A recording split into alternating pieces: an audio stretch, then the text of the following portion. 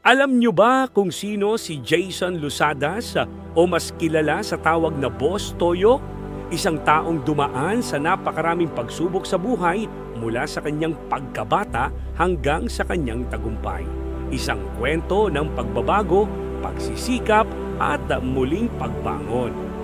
Si Boss Toyo ay ipinanganak noong Abril 18, 1981 at 2 araw lang ang lumipas sa Abril 20, 1981. Nagsimula na agad ang bago niyang kwento bilang bahagi ng isang bagong pamilya.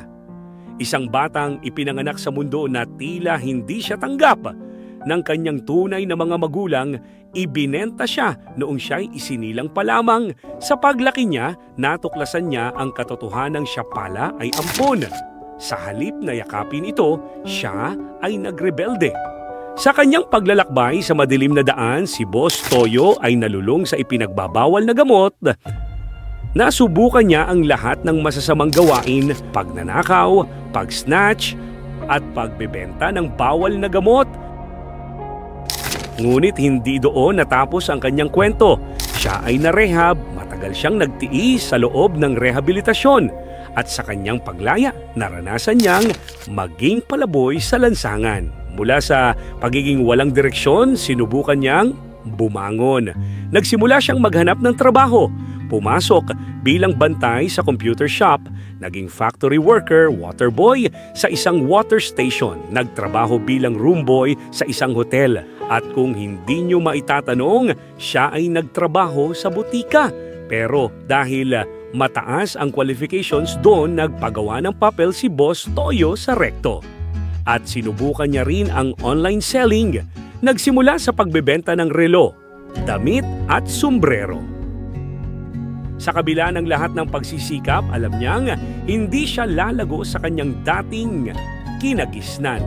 Iniwan niya ang Cavite at lumipat sa Nobeleta upang makalayo sa masasamang barkada.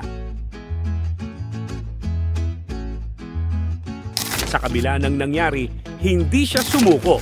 Sa katagalan ng kanyang pag-o-online selling, siya ay nakapagpatayo ng kanyang munting tindahan sa Rosario, Cavite. Hanggang sa makilala niya si Sinio, ang kauna-unahang artist na nakilala. Sumunod ang X Battalion.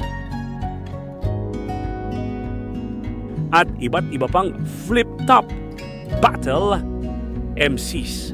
Ngunit hindi pa rin siya ligtas sa mga pagsubok. Isang araw pinasok ang kanyang bahay. Pinakawan lahat, nagumuan ako, tsaka yung naya ko. Pinasok yung lahat. Yung alas ko, alagay sa milyon, yung pera ko siguro mga sa 3 sana. Ngunit hindi siya nagpatinag sa kaganapan sa kanyang buhay. Siya ay bumangon mula sa kanyang pagkakadapa. Ngunit malupit talaga ang panahon dahil biglang nagkaroon ng pandemya. Nalugi ang kanyang negosyo dahil bawal ang magbenta ng kahit anong gamit noon. Sa 2 buwan na siya ay walang magawa dahil sa pandemya, nakaisip siya ng paraan para makausad sa buhay. Sa kabila ng pandemya, hindi siya sumuko.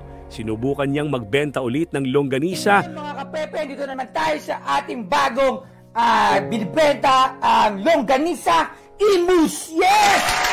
Mga kapepe.